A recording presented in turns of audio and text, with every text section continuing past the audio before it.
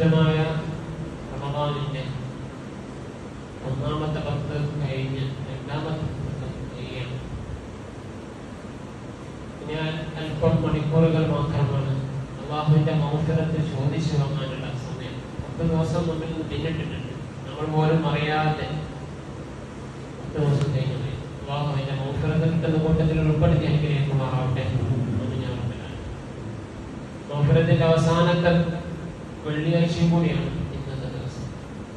എല്ലാം കൂടി കണക്കിലെടുത്തുകൊണ്ട് ആ രീതിയിൽ ഇന്നത്തെ ദിവസത്തെ ടൈം ടേബിൾ സെറ്റ് ചെയ്യണം. ഇതിനനുസരിച്ച് അമലുകൾ ചെയ്യണം. പള്ളിയിലേക്ക് നേരത്തെ എത്തുന്ന കാര്യത്തിൽ ഉത്കണ്ഠ ഉണ്ടാവണം, സജീവമാകണം, അല്ലാഹു തൗഫീഖ് മാറണം.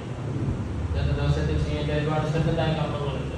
ആ കർമ്മങ്ങൾ ഏർപ്പെട്ടുകൊണ്ട് നഖം വെട്ടിക്കൊണ്ട്, അതുപോലെ തന്നെ നേരത്തെ കാര്യം വെള്ളിയാഴ്ച പറഞ്ഞ ഒരു ഹദീസിനെ കുറിച്ച്, ഒരു വർഷം നോമ്പ് മാറ്റാൻ, ഒരു വർഷം നിസ്കരിച്ചതിന്റെ കൂലി എന്ന് കാണണം. അതൊക്കെ ചെയ്തുകൊണ്ട് ഇന്നത്തെ ദിവസം ധന്യമാക്കുക. ഒരു ജുമ മറ്റൊരു ജുമ വരെയുള്ള എല്ലാ പാപങ്ങളും പുറത്തു കളയുമെന്ന് ഹബീബായ സല്ലല്ലാഹു അലൈഹി വസല്ലം പറഞ്ഞിട്ടുണ്ട്. ഈ ജുമ ഒരു മഗ്ഫിറത്തിന്റെ അവസാനത്തെ 10ന്റെ ഒരു ദിവസം കൂടിയാണ്. അതുകൂടി കണക്കിലെടുത്തുകൊണ്ടായിരിക്കണം ഇന്നത്തെ ദിവസം ചിലവഴിക്കുക. പ്രത്യേകിച്ച് ഇന്നത്തെ വൈകുന്നേരം ജുമാ ദിവസത്തിൽ ഒരു ഉത്തരം കിട്ടുന്ന ഒരു സമയമുണ്ട്.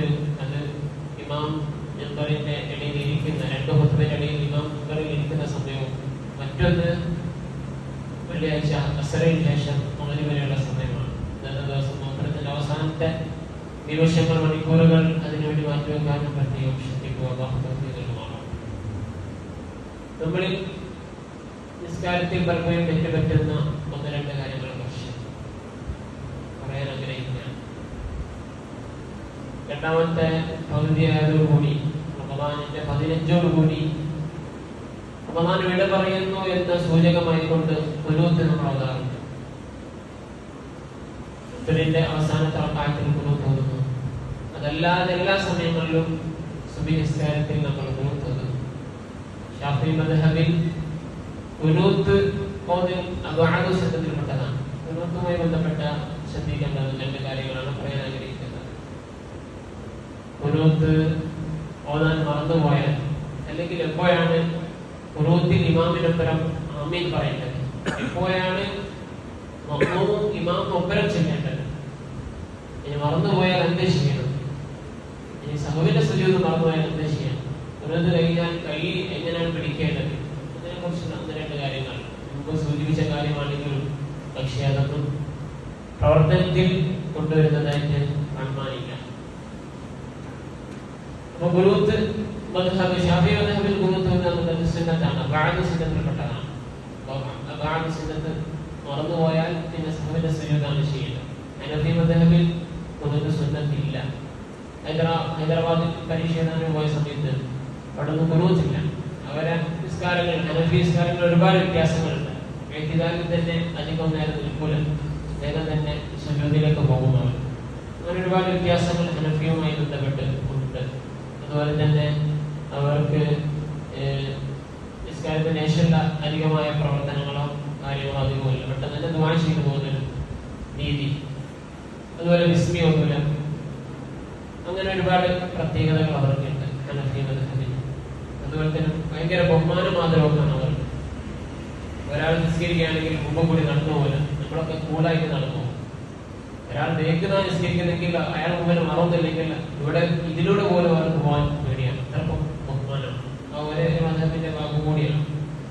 പള്ളിയിൽ കാലം നീട്ടി നിൽക്കുന്നത്, പള്ളിയിൽ കടക്കുന്നത്, അതൊക്കെ കണ്ടാൽ അവർ അടിക്കും, ചിലപ്പോൾ ചൂടാവും. അത്രമേൽ ബഹുമാനം കൊടുക്കുന്ന ഒരു വിഭാഗമാണ് ഹനഫി വിഭാഗങ്ങൾ. അപ്പൊ അവർക്ക് സുന്നത്തില്ല, നമുക്ക് സുന്നത്തില്ല. ശാഫിഈ മദ്ഹബിൽ പ്രത്യേകം സുന്നത്തായ കാര്യമാണ്. അദ്ആഉ സുന്നത്തിൽപ്പെട്ടതാണ് ഖുനൂത്ത് എന്നുള്ളത്. ഖുനൂത്തിൽ ഇമാമിന്റെ ഒപ്പരം ചെല്ലേണ്ട, ഇമാമിന്റെ ഒപ്പരം ആമീൻ പറയേണ്ട 2 സന്ദർഭങ്ങൾ. അല്ലാഹുമ്മ ഹ്ദിനി ഫീമൻ ഹദൈത, അല്ലാഹുമ്മ ഹ്ദിനാ ഫീമൻ ഹദൈത, 2 രീതിയിൽ ചൊല്ലും. 2 സന്ദർഭങ്ങളിലാണ്. ഇഹ്ദിന എന്ന് പറയുമ്പോൾ അല്ലാഹു ഞങ്ങളെ സന്മാർഗത്തിലാക്കേണ്ടത് എന്നാണ്. അതൊരു ജംആയിക്കൊണ്ട്, പ്ലൂറൽ ആയിക്കൊണ്ട് ഉപയോഗിക്കുന്ന, അതായത് ഇമാം നിൽക്കുകയാണെങ്കിൽ ഇമാം ചെല്ലുന്ന രീതിയാണ് അല്ലാഹുമ്മ ഹ്ദിനാ ഫീമൻ ഹദൈത വഅഫിനാ ഫീമൻ അഫൈത എന്നുള്ള രീതി. ഇനി ഒറ്റയ്ക്കൊരാൾ നിസ്കരിക്കുകയാണെങ്കിൽ അല്ലാഹുമ്മ ഹ്ദിനി ഫീമൻ ഹദൈത വഅഫിനി ഫീമൻ അഫൈത വതവല്ലനി ഫീമൻ തവല്ലൈത. എനിക്ക് എന്നുള്ള രീതിയിൽ അല്ലാഹുവേ എന്നെ ഹിദായത്തിലാക്കണേ, എന്നെ സന്മാർഗ്ഗത്തിലാക്കണമേ എന്ന രീതിയിലാണ് ഒറ്റയ്ക്ക് നമ്മൾ തോന്നുമ്പോൾ ഒറ്റയ്ക്ക് നിസ്കരിക്കുന്ന സമയത്ത് തോന്നുമ്പോൾ ശരിയായിട്ടാണ്. اللهم اهدنا فيمن هديت وعافنا فيمن عافيت وتولنا فيمن توليت وبارك لنا فيما عافيت وقنا شر ما قضيت എന്ന് എത്തുന്നത് വരെ ഇമാം ചെല്ലുമ്പോൾ അതിനൊപ്പം ആമീൻ പറയണം. വഖിനാ ശർറ മാ ഖദൈത് എന്ന് പറയുന്നത് വരെയാണ് ആമീൻ പറയേണ്ടത്. അവിടുന്ന് അങ്ങോട്ടേക്ക് ഖനാഅ പ്രകീർത്തനമാണ്, അല്ലാഹുവിനെ പ്രകീർത്തിക്കുകയാണ്, പിന്നെ ദുആ അല്ല. بارك لنا فيما أعطيت وقنا شر ما قضيت فإنك تقضي ولا يقضى عليك. നീയാണ് വിധിക്കുന്നത്, നിന്റെ മേൽ ഒരാൾ വിധിക്കാനില്ല. പിന്നെ അല്ലാഹുവിനെ പ്രകീർത്തിക്കുകയാണ്. അതിന്റെ അങ്ങോട്ടേക്കുള്ള വാചകങ്ങളൊക്കെ അവസാനത്തെ സ്വലാത്ത് ഒഴിച്ച് അതിന്റെ വാചകങ്ങളൊക്കെ പിന്നെ ഖനാഅ അല്ലാഹുവിനെ പ്രകീർത്തിക്കുകയാണ്. فإنك تقضي ولا يقضى عليك فإنه لا يذل من واليت ولا يعز من عاديت. നീ താഴ്ത്തിയ ഒരാൾക്ക് പൊക്കാനോ ഒരാൾക്ക് പൊക്കിയ ഒരാളെ ഉന്നതി നൽകിയ ഒരാൾ താഴ്ത്താനോ ഒരാൾക്കും കഴിയില്ല എന്ന് പറഞ്ഞ് അല്ലാഹുവിനെ പ്രകീർത്തിക്കുന്ന ഖനാഅ ചെയ്യുന്ന ഘട്ടമാണ് അതിന് ശേഷമുള്ളത്. അവിടെ ആമീൻ പറയുകയല്ല വേണ്ടത്, ചൊല്ലുകയാണ് വേണ്ടത്. അത് പന്ന സ്വരത്തിൽ ശബ്ദത്തിൽ അത് ചെല്ലാണ്. നമ്മളാരും ചെല്ലില്ല. പല ആളുകളും അത് ഞാൻ കേട്ട് നിൽക്കുന്ന എന്തോ സാധനമാണ് വിചാരിച്ച് ഇങ്ങനെ വിട്ടാണ് നിൽക്കും എന്ന് തോന്നുന്നു. കാരണം ആരും ചെല്ലുന്നത് കേൾക്കാറില്ല. അവിടെ ഉള്ള സുന്നത്ത് എന്ന് പറഞ്ഞാൽ യഥാർത്ഥ സുന്നത്ത് പറഞ്ഞാൽ പതുക്കെ ചെല്ലുക എന്നുള്ള ഇമാമിന്റെ പതുക്കെ ചെല്ലാണ്.